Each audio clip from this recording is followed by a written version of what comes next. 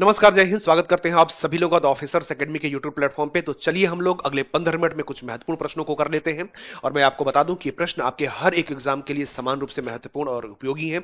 अगर आपको डिटेल में स्टडी करना है, अगर आपको किसी टॉपिक को बहुत डिटेल में पढ़ना है, तो इस तरह की भी सभी वीडियो हमारे चैनल पे हमारे अलग अलग शिक्षकों के द्वारा अलग अलग विषयों को बहुत डिटेल में पढ़ाया गया है। ये सब उपलब्ध है, इसका भी फायदा आप लोग उठा सकते हैं। यहाँ हम कम समय में अधिकतम प्रश्न का प्रैक्टिस करने का प्रयास करेंगे।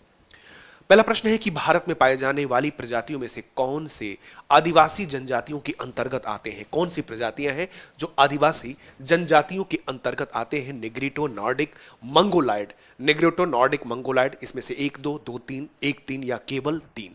देखिए, इस तरह के कोई भी प्रश्न आपके सामने आ रहे तो आप इसका उत्तर जरूर दें। ठीक है, उत्तर आप कैसे देंगे? आप कमेंट सेक्शन में जाइए और उत्तर दीजिए। उत्तर देने से मैं बार बार आपको प्रेरित करता हूं, यही तो आपकी प्रैक्टिस है। ठीक है, अगर आप उत्तर नहीं देंगे तो आपकी प्रैक्टिस जो है वो निश्चित रूप से वो पूरी तरह से नहीं मानी जाएगी। सिर्फ देखने सुनने से नहीं, आपको अल्टीमेटली सही से उसका उत्तर भी देना है। ठीक है ना? तो इस तरह से निग्रिटो, नॉर्डिक, मंगोलाइड, ये सारे जो प्रजातियां हैं, एक चीज समझ लीजिए कि एक आदिवासी एक ट्राइब होती है और एक रेस होती है, प्रजाति होती है। एक प्रजाति के अंतर्गत कई प्रकार की जातियां और प्रजातियां आ सकती हैं। जैसे उत्तर पूर्वी भारत में मंगोलाइड नाम की प्रजाति के जनजातियां पाई जाती है। मंगोलाइड प्रजाति से संबंधित जनजातियां, तो मंगोलाइड प्रजाति में कई सारी जनजातियां हैं, जैसे कि डाफला है, मिरी है, अबोर है, गारो है, खासिया है, खासी है, जयंतिया है, नागा ट्राइब है। इस तरह की जितनी सारी जनजातियां सब मंगोलाइड के अंतर्गत आती हैं। तो जो प्रजाति होती है एक बड़ा समूह है, उसके अंतर्गत कई सारी जातियां और आदिवासी ट्राइब्स वगैरह पाए जाते हैं। तो इसमें से आप देख सकते हैं कि भारत में कौन सी आदिवासी जनजातियों के अंतर्गत कौन सी प्रजातियां आती है। देखिएगा, इसमें जो निग्रिटो है ये बिल्कुल भारत में अंडमान निकोबार में है। ये भारत में कहां पर पाए जाते हैं? तो ये भारत में अंडमान निकोबार में ये पाए जाते हैं। अंडमान निकोबार में ये पाए जाते हैं। ठीक है, अंडमान निकोबार में ये है। इसी तरह नॉर्डिक जो है, नॉर्डिक ये तो यूरोप में पाई जाने वाली जनजाति है। मंगोलाइड जो है ये भारत के उत्तर पूर्वी राज्य में पाए जाते हैं। उत्तर पूर्वी राज्य में पाए जाते हैं। तो इस तरह से अगर देखें तो पहला और तीसरा इसका सही और सटीक उत्तर दिखाई दे रहा है। पहला और तीसरा यही सटीक और सही उत्तर दिखाई दे रहा है। ठीक है, नॉर्डिक जो है ये उत्तरी यूरोप में पाई जाने वाली प्रजाति है। निम्नलिखित में से कौन आग्नेय चट्टानों के उदाहरण है? कौन आग्नेय शैलों के उदाहरण है? इग्नियस रॉक के एग्जांपल है बेसाल्ट, ग्रेनाइट, बलुआ पत्थर, संगमरमर और क्वार्ट्जाइट। तो इसमें जहां तक क्वार्ट्जाइट का है तो ये कायांतरित शैल है, रूपांतरित या कायांतरित चट्टान जिसको कहते हैं। इसी तरह से जब हम बलुआ पत्थर की बात करते हैं तो ये अवसादी प्रकार की चट्टानें मानी जाती है, अवसादी शैलें हैं। और जो संगमरमर है ये भी कायांतरित चट्टानें हैं, ये भी कायांतरित शैल के अंतर्गत आते हैं। अब इस हिसाब से आंसर आपका हो जाएगा बेसाल्ट और ग्रेनाइट। तो इसका उत्तर हो जाएगा एक और दो। एक और दो इसका सही उत्तर है, बेसाल्ट, ग्रेनाइट। बेसाल्ट जो है ये क्षारीय आग्नेय शैल है और जो ग्रेनाइट है ये अम्लीय आग्नेय चट्टान मानी जाती है। कौन सी फसल और उसके रोग का युग्म सही सुमेलित है? कौन सी फसल और उसके रोग का, फसल और रोग का जो युग्म है वो सही सुमेलित है? क्या मूंगफली, इसमें टिक्का रोग लगता है?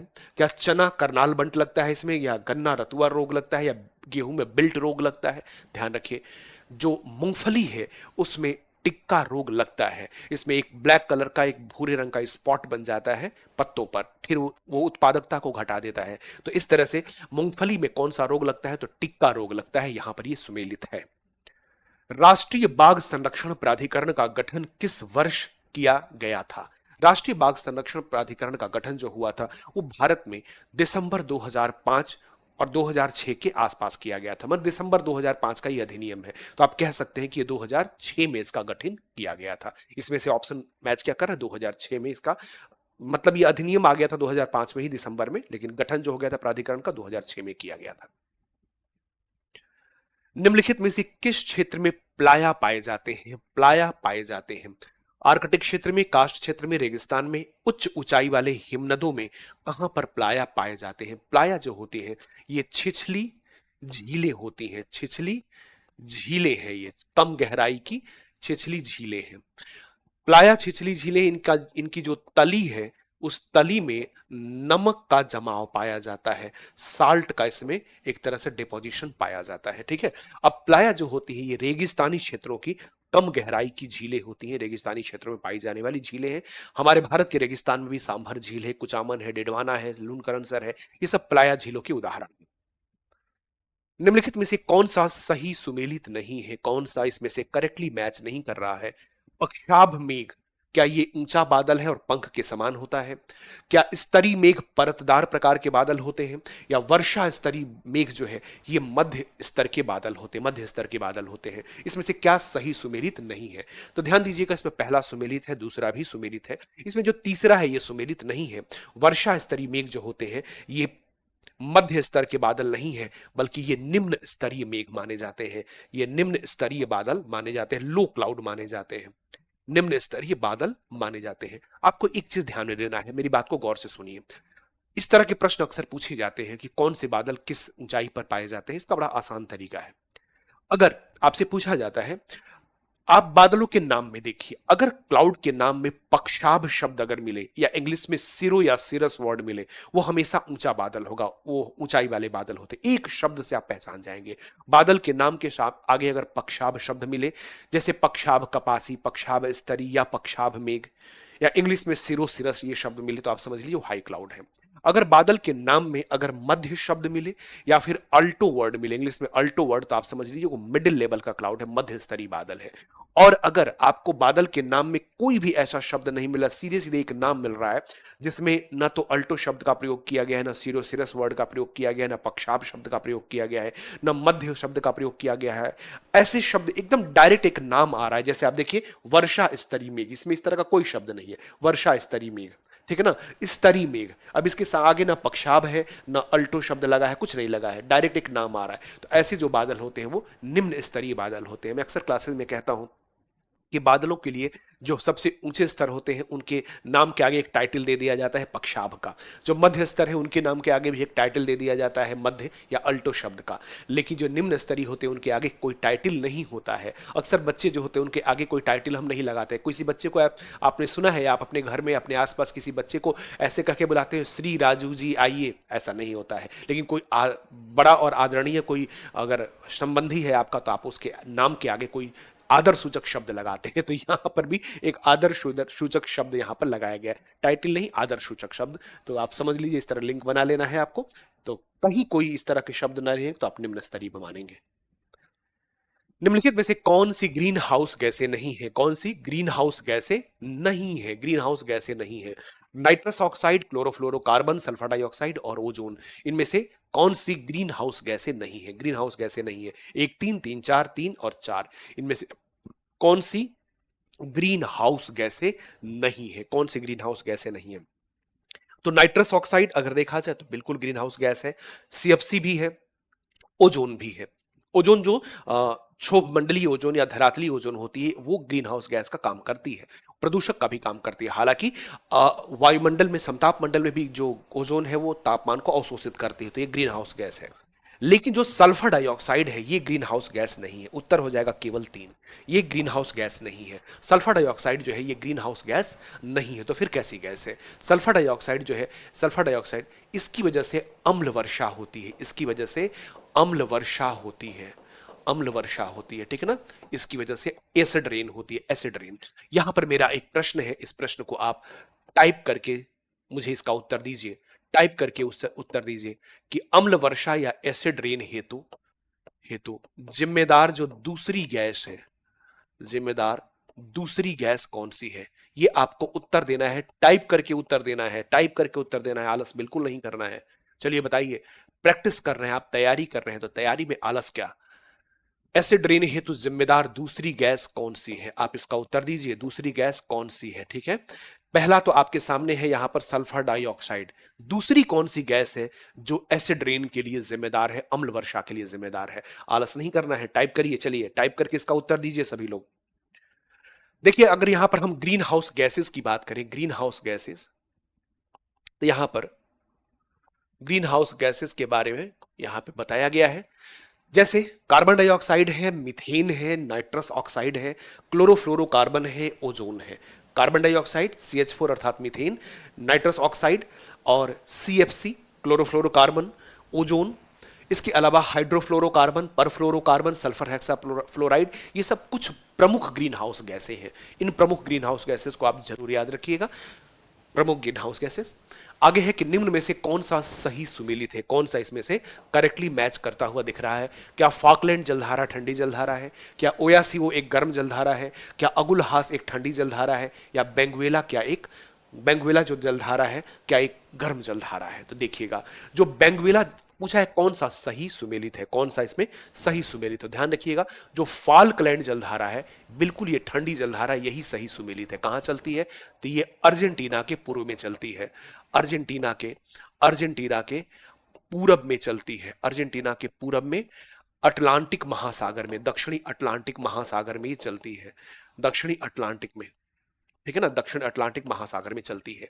ओयाशियो जो है ये भी एक ठंडी जलधारा, गर्म नहीं है, ठंडी जलधारा है। ये रूस के पूरब में प्रशांत महासागर में चलती है। अगुलहास नाम की जो जलधारा है ये गर्म जलधारा है, ये हिंद महासागर में चलती है, अफ्रीका के पूरब में। और बेंगुएला जो है ये गर्म नहीं, ये ठंडी जलधारा है, ये अफ्रीका के दक्षिण अफ्रीका के पश्चिम में चलती है और अटलांटिक महासागर में चलती है, ठंडी जलधारा है। कास्ट स्थलाकृति के संबंध में निम्नलिखित कथनों पर विचार कीजिए। कास्ट स्थलाकृतियां, ऐसी स्थलाकृति केवल उष्ण कटिबंधीय और समशीतोष्ण वातावरण में ही पाई जाती है, उष्ण और समशीतोष्ण वातावरण में ही पाई जाती है, ठीक है। पोलजे अपर्दनकारी कास्ट स्थलाकृति है, पोलजे अपर्दनकारी कास्ट स्थलाकृति है। देखिएगा कास्ट स्थलाकृति के लिए कोई शर्त नहीं है कि सिर्फ उष्ण और समशीतोष्ण क्षेत्र में ही पाया जाएगा।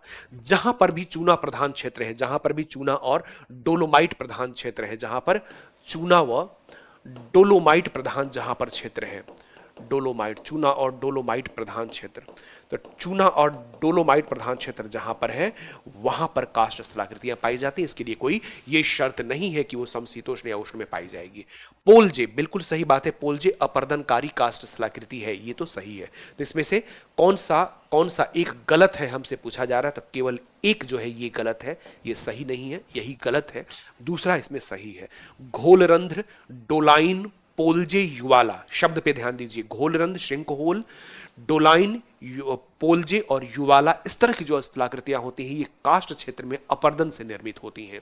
इसी तरह स्टैलेक्टाइट, स्टैलेग्माइट और कंदरा स्तंभ जो होता है ये चूना के डिपोजिशन से, चूना के निक्षेप से बनी हुई स्थलाकृतियां होती हैं। तो ध्यान रखेंगे इस चीज का। आगे है कि समुद्र में पाए जाने वाले निम्नलिखित में से किस प्रकार के शैवाल सबसे गहरे पानी में पाए जाते हैं, किस प्रकार के शैवाल सबसे गहरे पानी में पाए जाते हैं, किस प्रकार के शैवाल सबसे गहरे पानी में पाए जाते हैं। पाने की संभावना, भूरे शैवाल, लाल शैवाल, हरे शैवाल और नीले हरे शैवाल, इसमें से कौन सबसे गहरे पानी में पाए जाते हैं। चलिए इसका टाइप करके उत्तर दीजिए तो मैं देखूं कौन सही उत्तर देता है, कौन इसका करेक्ट उत्तर देता है। बिना समय गंवाए इसका उत्तर जरूर टाइप करिए अगर आपको पता है कि कौन से शैवाल सबसे अधिक गहराई में पाए जाते हैं। हमारा उत्तर क्या है, हमारा उत्तर है लाल शैवाल, रेड एल्गेई जो है, लाल शैवाल जो होते हैं ये सबसे अधिक गहराई में पाए जाते हैं, सबसे अधिक। इनका रंग ही लाल इसलिए हो जाता है क्योंकि गहराई में सूर्य का प्रकाश नहीं पहुंच पाता है। आगे है lantana, parthenium, Shyam Beed, lantana, parthenium, Shyam Beed और मेस्काइट किस प्रकार की वनस्पतियों के उदाहरण है, किस प्रकार की वनस्पतियों के उदाहरण है। औषधीय प्रजातियां हैं, स्थानिक प्रजातियां हैं, कीस्टोन प्रजातियां हैं और आक्रामक या इन्वेसिव प्रजातियां हैं। आपको इसका उत्तर देना है कि ये किस प्रकार की प्रजातियां हैं। लैंटाना, पार्थेनियम, श्यामबीड और मेस्काइट ये किस प्रकार की प्रजातियां हैं। औषधीय, स्थानिक, कीस्टोन, आक्रामक। तो देखिए ये जो प्रजातियां हैं ये इन्वेसिव स्पीसीज है या आक्रामक प्रजातियां हैं। ये किसी अन्य इकोसिस्टम से आकर के दूसरे इकोसिस्टम में अपना स्थान बना लेती हैं और उस इकोसिस्टम के जितनी भी प्रजातियां और जीवधारी होते हैं उनके लिए समस्या पैदा करने लगती हैं। ऐसी प्रजातियों को हम आक्रामक प्रजातियां कहते हैं। जहां भी जाती है अपना स्थान पूरा बना लेती है, अपना घेर लेती हैं, पूरा एरिया घेर लेंगी। तो इसका जो उदाहरण है देखिए, इसको इस दूसरे तरह से पूछा जा सकता है कि इनमें से कौन सी प्रजाति आक्रामक प्रजाति या इन्वेसिव स्पीसीज है। तो इन्वेसिव स्पीसीज में लैंटाना, पार्थेनियम, श्यामबीड, मेस्काइट ये सब इन्वेसिव स्पीसीज के अंतर्गत आने वाली प्रजातियां हैं। ठीक है, अब यहां पर एक नो ऑप्शन क्वेश्चन मैं आपके सामने रख रहा हूं। नो ऑप्शन क्वेश्चन, यहां कोई ऑप्शन नहीं है। इसका उत्तर आपको सीधे सीधे कमेंट सेक्शन में देना है। मैं बार बार आपको प्रेरित कर रहा हूं कि उत्तर देने में बिल्कुल आलस नहीं करना है। यही तो प्रिपरेशन, यही तो तैयारी है ना। आपको क्या एग्जाम में जाकर जब आप जाएंगे, एग्जामिनेशन हॉल में जब आप जाएंगे तो क्या आपको सिर्फ मौखिक रूप से बताना है? जी नहीं, आपकी सारी ज्ञान इंद्रियां सक्रिय होनी चाहिए। आप सही से सोचें, आप सही से उत्तर की तरफ पहुंचे, सही से उत्तर टिक करें। अब मान लीजिए आपने सब कुछ सही सोचा लेकिन अगर बी की जगह आपने सी टिक कर दिया तो एग्जाम में तो वो क्वेश्चन गलत हो गया आपका। तो इसमें आपकी कम संपूर्ण एक प्रैक्टिस की आवश्यकता है, इसी के लिए प्रयास किया जा रहा है, इसी के लिए आपको प्रेरित किया जा रहा है कि आप उत्तर देते रहें। ठीक है, चलिए बताइए कि की स्टोन प्रजाति क्या है और इसका कोई उदाहरण। मैं देखना चाहूंगा, एक चैलेंज क्वेश्चन है, कौन इसका सही उत्तर देता है। अगर आपको की स्टोन प्रजाति का पूरा लंबा चौड़ा परिभाषा लिखने में मुश्किल आती है, मत लिखिए, आप बस एक उदाहरण लिख दीजिए। की स्टोन प्रजाति का कोई भारत में अच्छा उदाहरण बता दीजिए, बहुत इसी से मैं समझ जाऊंगा। या तो एग्जाम्पल लिख दीजिए, नहीं तो पूरी बात समझा दीजिए। पूरी बात अगर आप समझा पाए तो अच्छा है, मैसेज थोड़ा लंबा हो जाएगा, लेकिन आप चाहे तो सिर्फ एक एग्जाम्पल डाल दीजिए, मैं देखूंगा कि कौन इसका सही उत्तर देता है। भूर नामक स्थलाकृति किस प्रदेश में दृष्टिगोचर होते हैं। भूर नामक स्थलाकृति भाभर में, खादर में, बांगर में या तराई में। भूर एक प्रकार के टीले होते हैं, रेतीले टीले होते हैं, ठीक है, जो कि बांगर प्रदेश में ज्यादा दिखाई देते हैं, बांगर प्रदेश में दिखाई देते हैं। और ये विशेष रूप से गंगा यमुना दोआब क्षेत्र में ज्यादा दिखाई देते हैं, गंगा यमुना दोआब क्षेत्र में अधिक दिखाई देते हैं, ठीक है ना। तो ये बांगर क्षेत्र की स्थलाकृति है भूर, जिसको कहा जाता है, रेतीले टीले होते हैं। सूर्यातप में भिन्नता उत्पन्न करने वाले निम्नलिखित कारकों पर विचार करें। जो सूर्यातप में भिन्नता उत्पन्न करते, मतलब सूर्य से आने वाला जो इंसोलेशन है, जो तापमान है, उसमें अंतर उत्पन्न कर देते हैं। वातावरण की पारदर्शिता, दिन की लंबाई, सूर्य की किरणों का झुकाव, इनमें से कौन सा कारक है जिसके प्रभाव से सूर्यातप की प्राप्ति जो होती है, सूर्यातप की जो मात्रा है वो परिवर्तित हो जाती है। वातावरण की पारदर्शिता, दिन की लंबाई, सूर्य की किरणों का झुकाव, इनमें से कौन से कारक ऐसी विविधता के लिए जिम्मेदार है। देखिए, वातावरण की पारदर्शिता भी है, बिल्कुल सही बात है, दिन की लंबाई भी काम करती है, और सूर्य की किरणों का जो टिल्ट है, जो झुकाव है, इससे भी सूर्यातप की मात्रा प्रभावित होती है। तो सारे के सारे यहां पर सही है, सारे के सारे यहां पर सही है। तो इस तरह से ये कुछ प्रश्न आपके बीच में मैं लेके उपस्थित था। अब इन प्रश्नों का उत्तर आपने दिया होगा, आप देंगे इसकी मुझे आशा है। और लास्ट में जो मैंने एक क्वेश्चन आपसे पूछा है, नो ऑप्शन क्वेश्चन, की स्टोन प्रजाति, इसका कोई अच्छा उदाहरण हमारे भारत में क्या हो सकता है, इसको आप मैसेज में जरूर टाइप करिएगा। थैंक यू सो मच, मिलते हैं आपसे अगले सेशन में।